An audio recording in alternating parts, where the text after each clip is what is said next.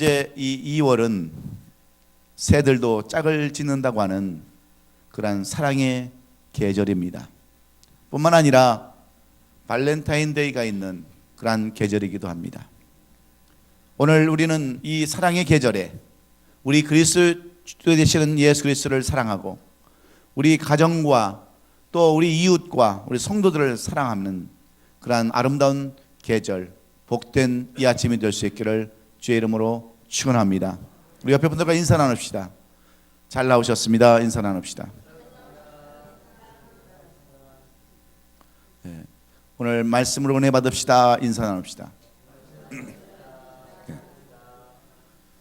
어제는 우리가 다 알고 있듯이 발렌타인 데이였습니다.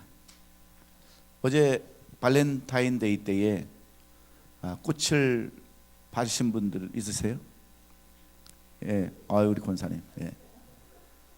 우리 방장로님 드렸어요? 방 권사님 받으셨어요? 예. 다음 해에는 기다리다가 꼭 받을 줄로 믿습니다. 저는 이 발렌타인데이가 되면 우리 장로님들이나 우리 권사님들에게 항상 부탁을 드립니다. 우리가 물론 성경에 나와 있지 않는 그러한 날이지만 여러분, 이것도 사람들이 한 절기를 만들어서 지키는 날입니다. 내가 사랑을 고백하고는 1년 중에 한 날. 그런데 여러분, 그 1년 중에 한 날이라도 내가 아내를, 남편을 사랑한다고 고백한다면 얼마나 아름다운 일이겠어요. 우리 손장로님 저 선물하셨어요? 이게 참 문제입니다. 네. 여러분, 꽃이 없으면 저 로즈힐에 올라가서 장미꽃이라도 좀 뽑아다가 드리라고 제가 말씀드렸어요. 거기 사이프레스 묘지에 가면 장미가 아주 그냥 수없이 깔려 있어요. 그것도 안 되면 남의 집 울타리에 있는 꽃이라도, 쌀이꽃이라도, 제비꽃이라도, 할미꽃이라도 뽑아서 좀 갖다 드리라고 그랬는데, 여러분, 그거 하나 실천하지 못하는 우리의 삶이 신앙생활에는 얼마나 있겠어요? 여러분, 오늘도 이 말씀 들을 때에 실천하지 않는 삶을 산다면 무슨 의미가 있겠습니까? 그래서 여러분, 이번에 꽃을 못 받으신 분들은 1년을 기다려서 다음 해를 기다리시고 다 줄 수 있고 받을 수 있는 우리 성도들이 될 수 있기를 주의 이름으로 축원합니다. 우리 저쪽에 있는 우리 임상훈 전사님, 어제 발렌타인데이 때 선물하셨어요? 초콜릿. 예. 제가 왜 이렇게 서두에 이런 말씀을 드리냐면, 여러분, 우리에게는 그래도 내년이라고 하는 또다시 돌아오는 발렌타인데이가 있기 때문에 우리는 소망을 갖기 위해서 기다림이라고 하는 제목으로 오늘 말씀을 드리려고 저는 오늘 이렇게 서두에 이 발렌타인데이에 대한 이야기를 꺼냈습니다. 오늘 이 고린도전서 1장 4절로 9절의 말씀을 통해서 저는 이 기다림을 새롭게라고 하는 제목으로 말씀을 나누기를 원하는데, 왜 기다림이 중요한가? 왜 참고 인내하는 것이 중요한가? 이것을 저는 말씀드리기를 원하는 겁니다.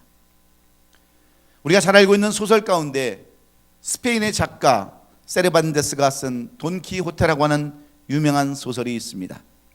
이 소설은 르네상스 시대에 불씨를 지폈다고 평할 정도로 유명한 소설이며, 이 돈키호테는 성경 다음으로 많이 읽혀진 책이기도 합니다.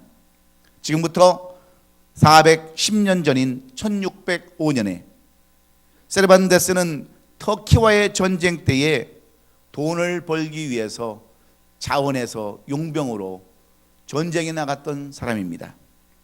얼마나 가난하고 힘든 삶을 살았던지 전쟁터에 나가서라도 돈을 벌기 원해서 위험을 무릅쓰고 전쟁터에 용병으로 출전했지만, 그는 불행하게도 전쟁에서 왼팔을 잃어버리고 5년 동안 감옥에서 지내야만 했습니다. 그는 감옥에서 있으면서 이런 생각을 했습니다. 내가 돈을 벌려고 목숨을 내놓고 용병까지 자원해서 이렇게 됐는데 돈도 벌지 못하고 감옥에 갇혀 있는 자신을 생각하니까 한심하기가 그지가 없었습니다.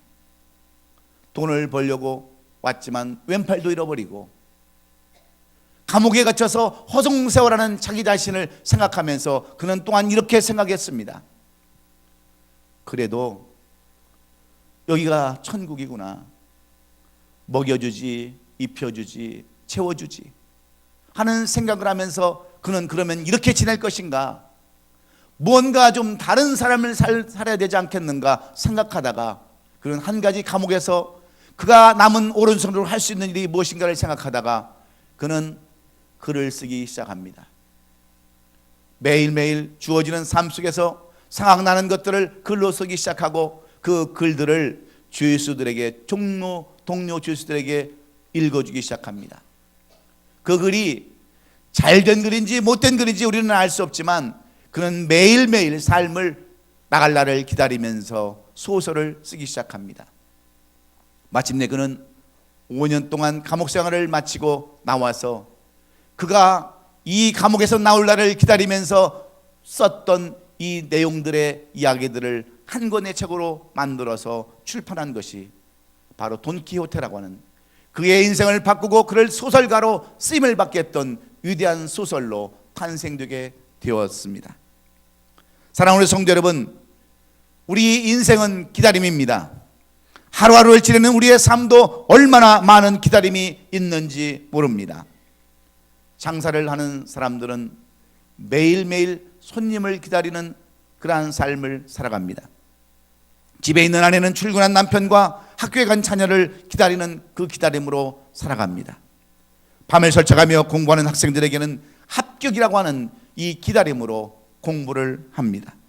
농사를 짓는 농부들은 풍성한 결실을 기다림으로 한 해를 살아갑니다. 이렇듯 우리의 삶은 크고 작은 기다림으로 날마다의 삶을 살아갑니다. 그래서 기다림에는 우리를 행복하게 하는 기다림도 있습니다. 어린 시절 소풍 가는 날을 손꼽아 기다리는 어린 시절의 기다림은 설레임 그 자체였습니다. 결혼날을 잡아놓고 그날을 준비하며 기다리는 신혼부부의 기다림은 행복 그 자체입니다. 군대 제대 날짜를 기다리면서 달력에 남은 날을 지어가는 말년병장의 기다림은 희망 그 자체입니다. 그런데 이와 반대로 기다림에는 피하고 싶고 외면하고 싶은 기다림도 있습니다. 빛을 독촉하는 빚쟁이가 정해놓은 날을 기다리는 그 날은, 그 기다림은 고통 중에 고통입니다.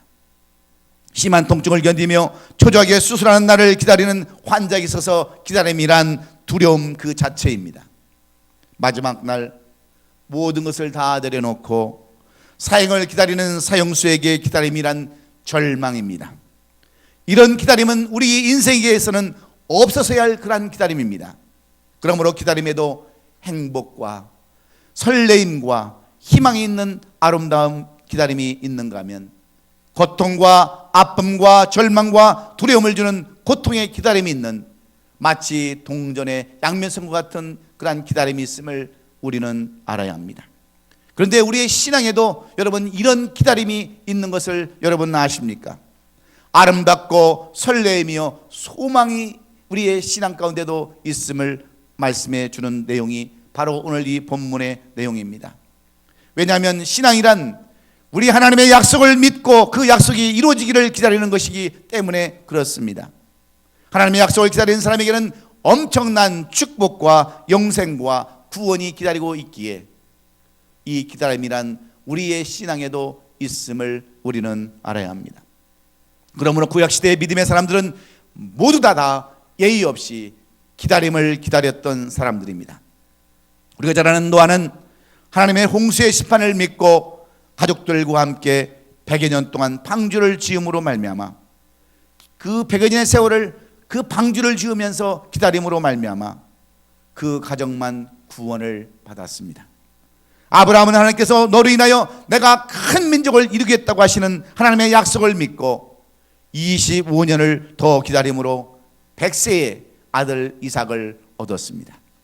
이스라엘 민족의 위대한 지도자 모세는 하나님의 가나안 땅 약속을 믿고 40년을 광야에서 헤매며 지내다가 그리고 기다리다가 마침내 이스라엘 백성들을 가나안 땅에 들여보내게 되었습니다.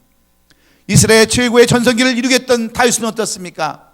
다윗은 왕으로 기름을 부음받았지만 사울의 모진 핍박과 박해 속에서 15년이라는 세월을 도망다니다가 왕권 회복을 기다리면서 돌아갈 날을 기다리면서 마침내 그는 왕이 되어서 헤브론으로 왕이 되어 헤브론의 왕이 되어서 그는 위대한 이스라엘 나라를 이끌어가게 되었습니다. 그런가 하면 신학세에도 이 기다림으로 말미암아 소망과 기쁨과 행복을 누린 많은 사람들을 이 신약 성경에 소개하고 있습니다. 누가복음 2장에 나오는 시몬과 안나는 84년을 기다림으로 예수님의 탄생을 목격하고 예수님을 안아보는 기쁨을 누렸습니다. 주님의 제자들은 부활하신 예수님께서 부에서 성령을 보내주시겠다고 하는 그 약속을 믿고 예루살렘을 떠나지 않고 마가의 다락방에서 기도하며 기다렸을 때에 성령의 그러한 기름 부으심을 받은 줄로 믿습니다. 그뿐만이 아닙니다. 초대교회 성도들은 주님의 재림의 약속을 믿고 로마 황제의 갖은 핍박과 압제 속에서도 디아스포라의 삶을 살았지만 그들은 하나님의 약속을 믿고 오신다고 하는 재림의 주를 믿고 열심히 신앙생활하여서 초대교회에 그리스도인이라고 하는 이름을 얻기도 했습니다. 사랑하는 성도 여러분, 사도 바울은 그렇게 힘든 가운데서도 어려운 가운데서도 참고 견디는 가운데에 오늘 이 말씀을 고린도 교회와 성도들에게 7절의 말씀으로 이런 말씀을 쓰고 있습니다. 너희가 모든 은사의 부족함이 없이 우리 주 예수 그리스도의 나타나심을 기다림이라고 말씀합니다. 우리의 신앙은 기다림 자체라고 이렇게 말씀해 주고 있는 줄로 믿습니다. 사랑하는 성도 여러분, 사도 바울이 고린도 교회와 성도들에게 이런 편지를 쓰는 이유가 어디에 있을까요? 내가 너희를 참고 견디며 기다린 이유가 있는데 그것이 너희는 무엇인 줄 아느냐? 그것은 곧 주님이 다시 오신다고 약속하신 그 약속 때문에 나도 이렇게 기다리며 너희가 잘못된 길로 가도 나는 그 날을 기다린다고 하는 그 내용을 오늘 이 고린도 전서에 쓰고 있습니다. 이 고린도 전서의 말씀은 사도 바울이 주 55년부터 57년 사이에 에베소에서 이 고린도 교회와 성도들에게 쓴 편지입니다. 사도 바울이 전도 여행을 하면서 3년 동안이나 두란노 성원에서 가장 오랫동안 머물면서 쓴 편지가 바로 이 고린도 전서인데, 고린도 교회는 사도 바울이 제2차 선교 여행 때에 그곳에서 1년 8개월 동안 머물면서 아직도 예수 그리스도를 알지 못하고 우상을 숭배하며 지식에만 빠져있던 이 고린도 교회와 성도들에게 하나님의 그 예수 그리스도의 복음을 전하고 성도의 삶이 어떤가를 가르쳐서 많은 사람들이 그리스도로 개종을 하고 성도의 아름다운 삶을 살게 되었습니다. 교회는 점점 부흥하고 성장하기 시작했습니다. 그런데 사도 바울이 이 고린도를 떠나서 에베소에 와 있을 때 들려오는 소식이 있었습니다. 바로 그 글로에라고 하는 집사를 통해서 들려오는 소식이 있었는데, 오늘 본문 11절에 보면 이런 내용입니다. 내 형제들아, 글로의 지편으로 너희에게 대한 말이 내게 들리니 곧 너희 가운데 분쟁이 있다고 하는 것이라. 얼마까지만 해도 순수했던 성실했던 고린도 교인들이 서로 싸우고 다투고 탕을 짓고 분파를 일으키고 있다고 하는 그러한 말입니다.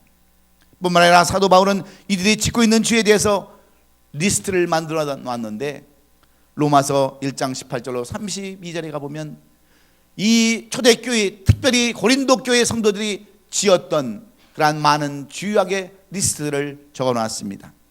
거기에는 배교와 우상 숭배와 탕 짓는 것과 서로 싸우는 것, 음식을 먹는 문제를 가지고 사도 바울에 대해서 이렇게 지적을 하고 사도권을 부인하는 그러한 수많은 죄들이 그곳에 이렇게 다 적혀져 있습니다.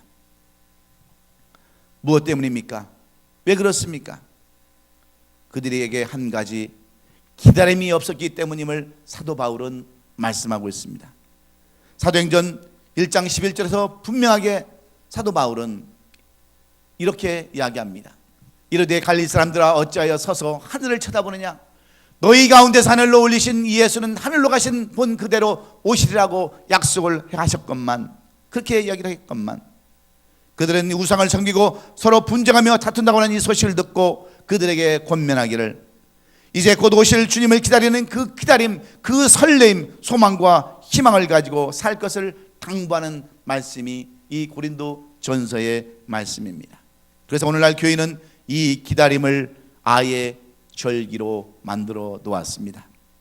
대림절이라고도 하고 대강절이라고도 하는 그러한 절기를 만들어서 예수 그리스도가 오신 날을 기다리며 준비하는 절기로도 만들었습니다.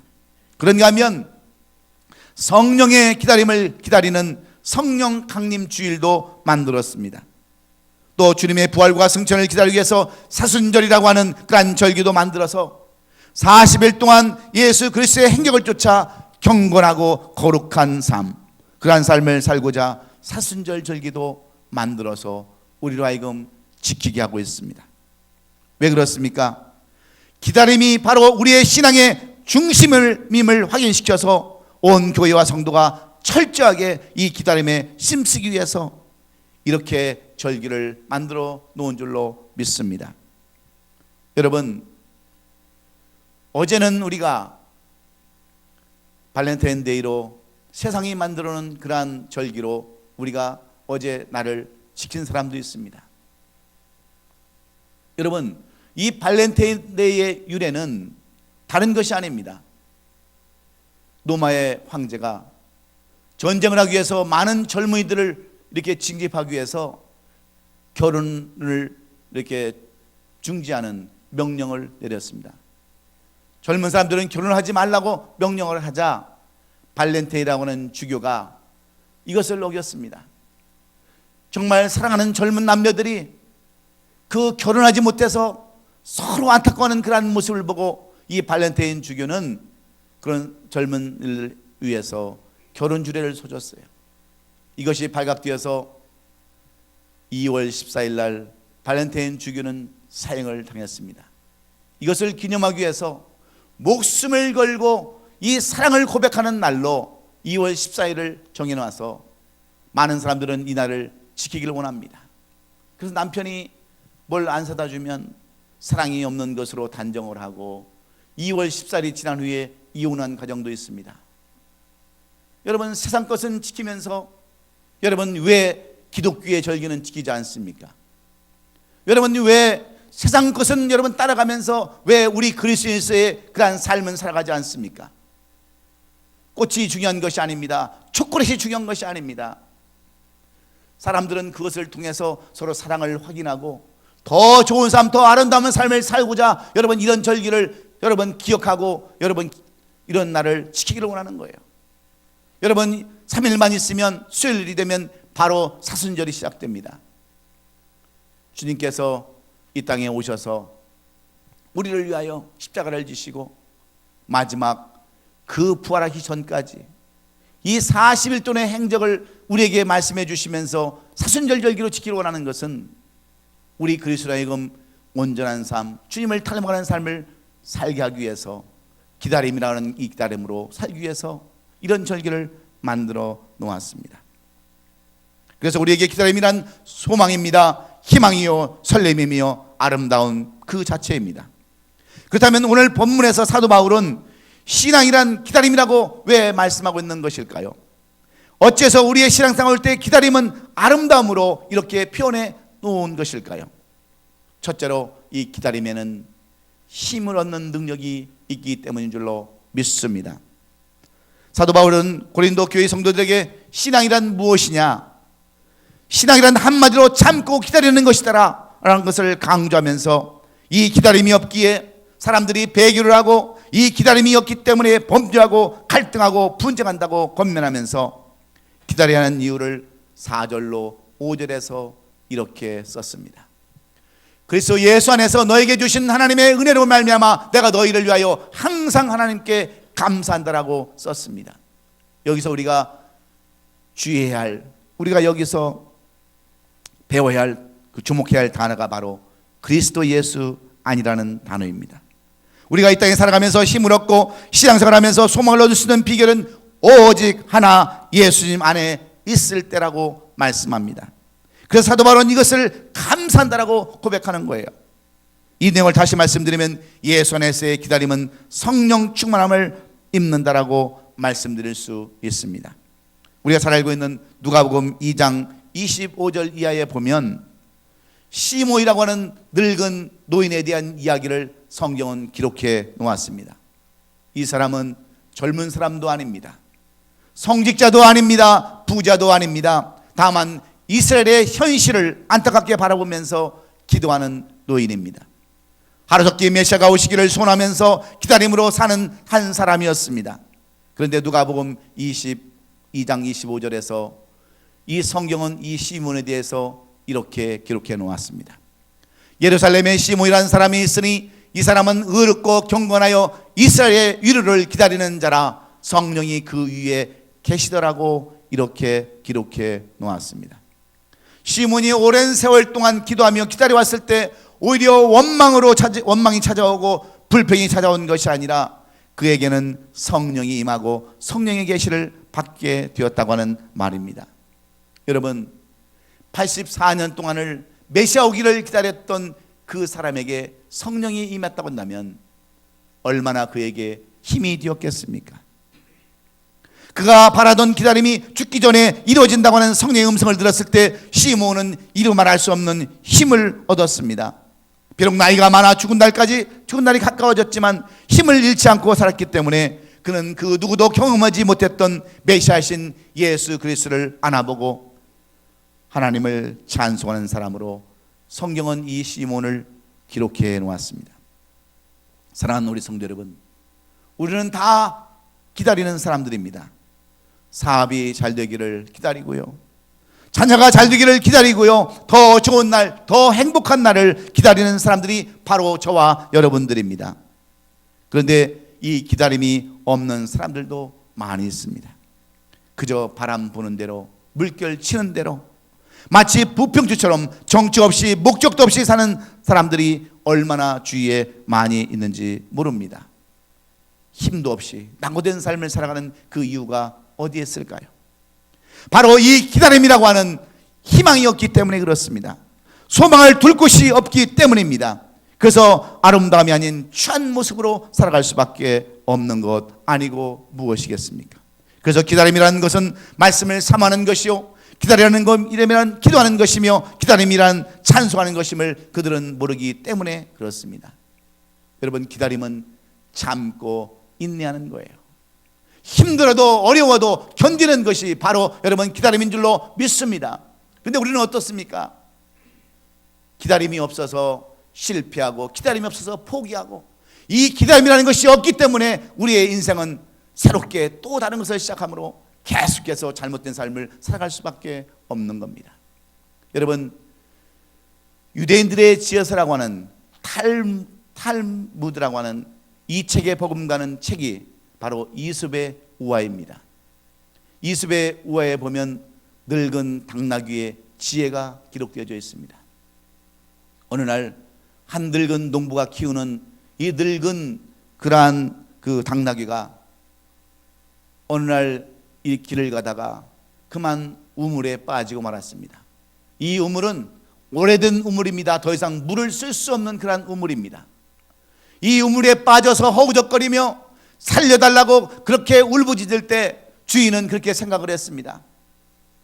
밥도 제대로 잘 못 보는 저 늙은 당나귀, 이제 저 당나귀를 꺼낼 힘도 없고 꺼낼 능력도 없고 아무것도 없는데 이에 아주 잘 됐다. 우물도 메꿀 겸 저 당나귀도 아주 그냥 묻어버릴 겸 잘 됐다고 동네 사람들을 불러다가 흙을 메꾸기 시작합니다. 그런데 당나귀는 그 우물 안에서 생각합니다. 이러다가는 꼼짝없이 내가 묻혀 죽겠구나 생각을 하고 정신을 차리고 기다립니다. 한 삽의 흙이 등에 떨어지면 그것을 털어내기 시작합니다. 열심히 털어냅니다. 그리고 기다립니다. 또 한 삽이 올 때를 기다리다가 마침내 열심히 그 흙을 푸는데 나중에는 보니까 이 당나귀가 그 흙을 밟고 우물 밖으로 나오는 거예요. 그래서 주인은 그 지혜 있는 당나귀를 죽을 때까지 키웠다고 하는 그 이솝의 우화에 나오는 이야기입니다. 여러분, 아무리 힘들고 어렵다 할지라도 끝까지 참고 기다리는 사람에게 여러분 승리의 삶을 살게 되는 줄로 믿습니다. 미물인 이러한 늙은 당나귀도 이런 지혜를 얻는데, 기다림으로 이런 지혜를 얻는데, 하물며 만물의 영장이라고 하는 우리들은 어떤 삶을 살고 있는지 우리 자신을 살펴보시기 바랍니다. 여러분들은 얼마나 참으셨습니까? 얼마나 기다리셨습니까? 우리가 기다림을 새롭게 하는 이유가 바로 기다림에게는 힘이 있기 때문에 그렇습니다. 기다림에는 지혜와 영감을 얻기 때문에 그렇습니다. 그러므로 여러분, 지금까지 힘든 삶을 살았다면, 아직까지도 이루어지는 것이 없다고 한다면, 여러분 끝까지 참고 기다려서 지혜를 얻는 우리 얼바인 아름다운 교회 성도들이 될 수 있기를 주의 이름으로 축원합니다. 포기하지 마세요. 좌절하지 마세요. 절망하지 마세요. 교회가 성장하지 못한다라고 여러분 좌절하지 마시고, 불평하지 마시고, 원망하지 마시고, 할 수 있다고 하는 그런 새로운 마음을 가지고 샘을 가지시고 올바른 신앙생활, 주님이 바라는 그런 신앙생활하는 우리 얼바인 아름다운 교회 성도들이 될 수 있기를 예수님의 이름으로 축원합니다. 두 번째로, 왜 우리에게는 이 신앙이 기다림입니까? 왜 우리에게 이 기다림이 필요합니까? 두 번째는 이 기다림이 아름다운 이유는 기다림 자체가 희망이기 때문입니다. 소망이기 때문에 그렇습니다. 우리는 예수의 날이라고 하는 그날을 희망하고 살기 때문에 우리의 기다림이 아름다운 겁니다. 그래서 항상 미래를 바라보고 사는 사람에게는 희망이 있는 겁니다. 오늘 현실을 실망스럽고 우리의 삶은 암담하지만 내일이 있다고 하는 희망을 갖는 것이 바로 기다림이기 때문에 그렇습니다. 그래서 사도 바울은 고린도 교회와 성도들에게 이런 편지를 쓰면서 시작하는 내용이 바로 오늘 8절의 말씀입니다. 주께서 너희를 우리 주 예수 그리스도의 날에 책망할 것이 없는 자로 끝까지 견고하게 하시라는 약속의 말씀입니다. 여러분, 우리 주님께서 우리를 예수 그리스도에 오시는 그날까지, 예수의 재림하시는 그날까지 우리를 넘어지게도 하지 아니하고 쓰러지게도 하지 아니하고 우리를 견고하게 붙들어 주신다고 하는 이 약속의 말씀을 믿고 기다리는 사람에게 여러분은 소망이 있는 줄로 믿습니다. 하나님의 약속을 전혀 생각지도 아니하고 하나님의 약속을 믿지 않는 사람들에게 어찌 소망이 있을 수 있겠습니까? 여러분, 우리를 끝까지 붙잡아 주신다고 하는 이 소망의 말씀을 붙잡을 때 그것은 바로 희망이 되고 소망이 되는 줄로 믿습니다. 여러분의 삶이 어떠세요? 되는 일이 없으십니까? 여러분, 정말 될 듯 되뜨려면서 되지 않습니까? 아직도 내 안에 이루어지는 일들이 없으십니까? 우리가 연초에 하나님의 말씀을 붙들고 그 말씀대로 살아가기를 원했지만 그대로 되지 않습니까? 우리에게는 여러분 주님의 뜻을 이루는 그날이 분명히 있기 때문에 그날을 여러분 기다리십시오. 아직 결혼을 못한 사람도, 아직 자녀를 결혼시키지 못한 사람들도 여러분 끝까지 믿고 우리 하나님의 약속을 믿고 기다릴 때에 그 기다림은 반드시 이루어지는 날이 있을 줄로 믿습니다. 이것이 소망이요, 이것이 희망인 겁니다.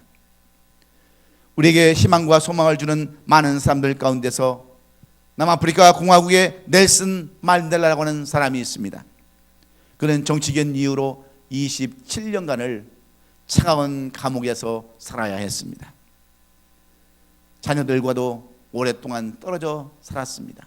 그때 어릴 때에 헤어졌던 그 딸이 이제 27년이라는 세월이 지나감에 따라서 결혼도 하고 성장도 해서 이제 아이를 낳아가지고 이 넬슨 만델라를 이렇게 감옥에서 면회를 왔어요. 그때 이 딸이 아버지에게 이런 얘기를 합니다. 아버지, 내 평생을 아버지와 함께 할 수 없었지만 나는 이렇게 성장해서 결혼도 하고 이제 아이도 얻었습니다. 그런데 한 가지 아버지에게 부탁할 것이 있어요. 아버지, 다른 것은 몰라도 이 아이의 이름만은 아버지께서 지어주세요 하고 아버지께 부탁을 드렸어요. 넬슨 만델라는 감옥에서 정말 이 아이의 이름을 무엇라고 지을까 생각하다가 호프라고 하는 이름으로 지었습니다. 희망이라고 하는 이름을 지었어요. 왜 그렇습니까? 나는 지금까지 27년 동안 거의 희망을 잃지 않고 살았다. 나는 지금까지 소망을 잃지 않고 살았다. 이렇게 고백하기 위해서 그의 손주의 이름을 호프, 희망이라고 지었습니다. 그는 이런 희망을 잃지 아니하고 소망을 잃지 않고 27년 동안 감옥에 있었을 때에 마침내 그는 석방되어서 추록하게 되었습니다. 그때 전 세계의 그러한 매스컴이 그를 집중해서 조명해서 뉴스거리에 내놨습니다. 그런데 그의 모습은 조금도 흐트러지지 않았습니다. 늠름하고 당당한 27년을 감옥에서 보낸 그러한 사람의 모습이 아니었습니다. 왜 그런지 아십니까? 그에게는 소망을 잃지 않고 희망을 잃지 않은 용기가 있었기 때문에 그렇습니다.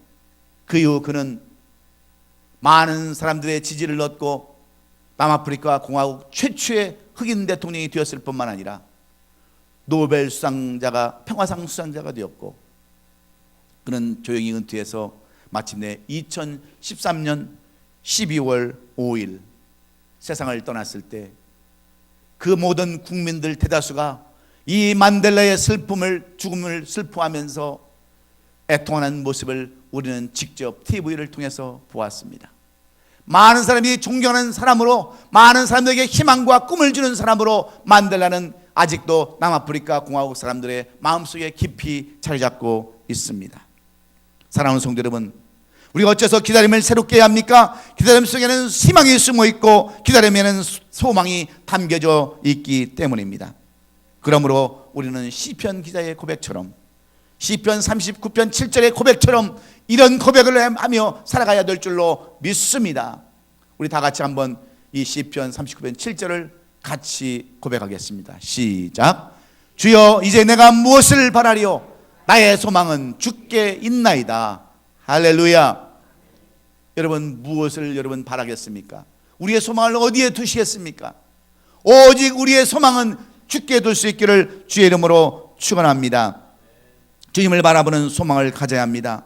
내가 주님으로 인하여 희망을 붙잡고 있습니다라고 하는 이 고백이 우리의 고백이 되어질 때에 우리의 기다림은 아름다운 기다림이요 소망이 되는 줄 믿으시고, 이렇게 기다림을 새롭게 하는 우리 얼바인 아름다운 교회 성도들이 될 수 있기를 주의 이름으로 축원합니다. 마지막으로, 왜 우리의 기다림이 아름다울까? 왜 사도 바울은 우리의 기다림이 신앙의 한 부분이라고 이렇게 말씀하고 있을까요? 사도 바울은 이 글을 쓰면서 사실 마음이 아팠습니다. 지금까지 이 고린도 교회와 성도들을 위하여 복음을 전하고 온전한 성도의 삶을 살라고 1년 8개월 동안이나 그들과 함께 하면서 말씀을 가르쳤지만 들려오는 소식은 한결같이 슬픈 소식, 잘못된 소식이었습니다. 왜 그런 줄 아십니까? 그들은 기다림이 없기 때문에 그렇습니다. 그런데 오늘 이 본문에서 사도 바울은 이 기다림은 자기 자신을 성숙하게 만든다라고 말씀합니다. 기다림이 아름다운 것은 희망이지만 기다림이 또다시 아름다운 것은 자기 자신을 성숙해야 하는 요소가 있음을 분명하게 말씀해 주시기 위함입니다. 그럴 때마다 얼마나 화가 나고 마음이 아팠겠어요. 그러나 사도 바울은 그들에게 화를 내지 않습니다. 처음부터 그들의 잘못도 지적하지 않았습니다. 도리어 오늘 본문 1장 4절에 그리스도 예수 안에서 너에게 주신 하나님의 은혜로 말미암아 너희를 위하여 내가 항상 감사한다고 하는 성숙한 그런 모습을 보여주고 있습니다. 사도 바울은 지금까지 수많은 곳을 다니면서 말씀을 증거하고 예수 그리스도의 복음을 증거하면서 기다림을 배웠습니다. 인내하고 참고 견디는 것이 얼마나 중요한가를 배움으로 그는 어느덧 사도로서 복음을 전하는 주의 종으로서 자신도 모르게 성숙되어져 있는 모습을 우리는 여기서 발견할 수 있기 때문에 그렇습니다. 주의 날을 기다리는 사람들의 특징은 주님과의 교제의 삶을 살아가기에 항상 주님을 닮아가는 성숙한 삶을 살게 되어 있습니다. 주님의 고난을 기억하며 함께 그 고난에 참여하는 자는 성숙한 신앙인입니다. 이제 3일이 지나면 사순절이 시작됩니다. 예수님께서 우리의 죄악을 친히 담당하시기 위해서 십자가를 지시고 죽으시고 3일 만에 부활하시기까지 40일간의 행적을 따라 신령과 진정으로 이 절기를 지킬 때에 우리 주 예수 그리스도의 희생이 헛되지 않는 희생이요, 우리도 그리스도의 성숙한 삶을 살게 될 줄로 믿습니다. 여러분 이 사순절 절기를 어떻게 보내시기를 원하십니까? 그저 또 만들어 놓은 하나의 절기로 형식적으로 보내기를 원하세요? 아니면 또 하나의 여러분 그냥 마지못해서 지나는 그런 절기로 보내기를 원하십니까? 이날을 기다리는 사람들에게 모두 성숙한 신앙의 모습으로 나타나서 이 땅의 빛과 소금으로 살아나가기 위해서는 우리가 이 절기도 잘 지켜야 되는 줄로 믿습니다. 그래서 성숙한 삶을 살아야 되는 거 아니겠어요? 아직도 어린아이의 신앙을 살아간다면 여러분, 우리 주님이 우리를 보실 때 얼마나 여러분 긍휼한 마음으로, 아픈 마음으로 우리를 바라보시겠습니까? 우리를 위하여 정말 물 한 방울 피 한 방울 남겨주지 아니하시고 다 죽음까지도 다 내어주셨는데, 우리가 여러분 성숙한 삶을 살지 못한다면 얼마나 주님 또한 괴로우시겠습니까? 여러분, 우리는 이런 주님의 말씀에 따라 살면서 기다림으로 말미암아 성숙한 삶을 살 때에 우리는 승리의 삶을 살게 되는 줄로 믿습니다. 우리가 잘 아는 세계적인 조각가, 우리는 로댕으로만 알고 있지만 오퀴스트로라고 하는, 로댕이라고 하는 사람의 일대기를 우리는 기억합니다. 이 로댕이라는 사람은 10살부터 자기 스스로 도령을 하면서 이 그림을 그리기 시작했고 조각을 배우기 시작했습니다. 그런데 그에게는 너무나도 가난한 삶도 삶이었지만 그에게는 자폐 증세가 있었습니다. 학습 능력이 떨어졌습니다. 그래서 어디 가도 왕따를 당하는 그러한 삶을 살아야 했던 사람이 바로 로댕입니다. 그가 젊어서는 어떤 삶을 산 줄 아십니까? 먹고 살기 위해서 할 수 없이 그는 은세공을 하기 시작했어요. 그래서 매일 보는 것만 그대로 세공을 해서 살기 시작했어요. 그러다가 프랑스 국립미술학교에 들어가려고 했지만 3번이나 낙방하고 실망하고 좌절할 수밖에 없었습니다. 그런데 그에게는 또한 병증세도 찾아옵니다. 우울증세가 찾아오고요, 그의 누나가 죽음으로 말미암아 조울증까지 찾아옵니다.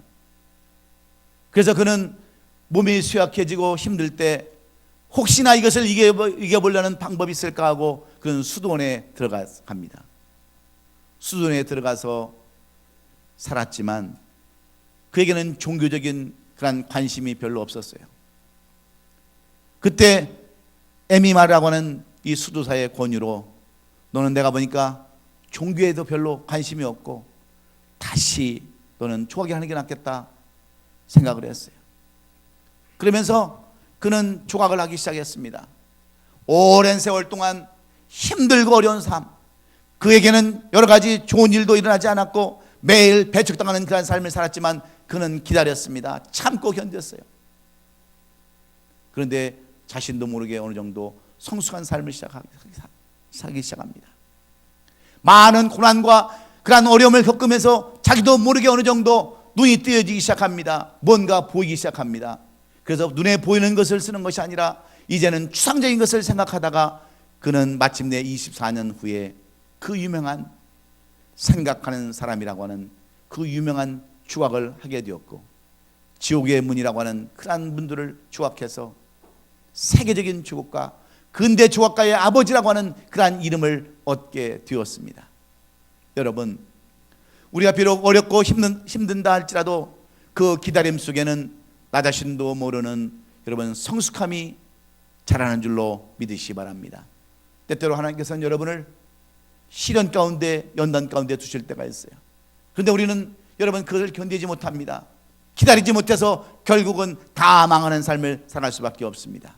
그런데 이 기다림 속에는 나도 모르는 여러분 신앙의 성장, 나도 모르는 사이에 성숙하게 되는 요소가 있음을 우리는 분명히 깨달아야 합니다.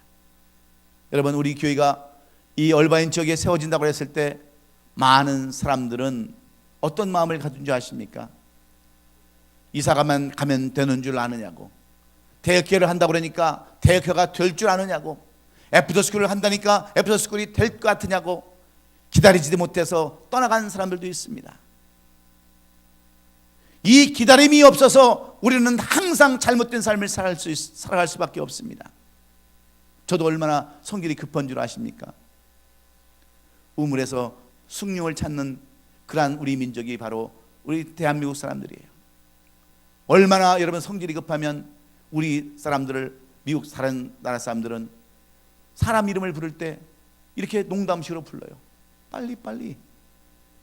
얼마나 성질이 급하면. 왜 그렇습니까? 이 기다림이라고 하는 인내가 없기 때문에 그래요. 여러분, 신앙생활은 기다림입니다. 신앙생활은 인내여 참는 것이기에 아직까지 이루어진 일이 없다 할지라도 여러분 끝까지 참고 인내하셔서 그 안에서 자라가는 우리의 성숙함으로 우리 하나님 앞에 영광을 돌리는 저와 여러분 되시기를 주의 이름으로 축원합니다. 기다림이란 힘들고 어렵고 수없이 포기하고 싶지만 그 가운데 기다림은 사람을 성숙하게 하는 아름다운 요소가 있다는 것을 깨닫는다면, 여러분, 기다림은 오히려 우리에게 어찌 보면 아름다운 것임에 틀림이 없는 줄로 믿습니다. 사랑하는 성도 여러분, 기다림이 없어서 열매가 없으십니까? 아니, 기다리지 못해서 절망 가운데 좌절하고 아직도 어린아이의 신앙으로 살아가는 분들이 계십니까? 기다림을 새롭게 하십시오.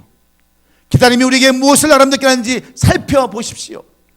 기다림은 힘을 얻게 합니다. 지혜와 영역을 가져다 줍니다. 기다림은 희망을 갖다 줍니다. 기다림은 사람을 성숙케 하는 요소가 있습니다. 기다리게 한다고 원망하지 마십시오. 짜증내지 마십시오. 그 뒤에 역사하시는 우리 하나님을 발견하십시오. 이런 우리 얼바인 교회 성들이 되셔서 힘이 있는 교회, 소망이 있는 교회, 성숙한 신앙들로 자라는 우리 얼바인 교회 성들이 될 수 있기를 주의 이름으로 축원합니다. 사도 바울이 나의 나된 것은 주님의 은혜라고 고백했던 그 성숙함이 이제 오늘 이 말씀을 통해서 여러분들이 다시 한번 기다림을 새롭게 하여서 우리 모두가 변화되는, 물이 변하여 포도주가 되는 그러한 역사, 새 포도주는 새 부대에 담는 그러한 변화의 역사를 경험하는 저와 여러분 될 수 있기를 주의 이름으로 축원합니다. 축원합니다. 기도하겠습니다.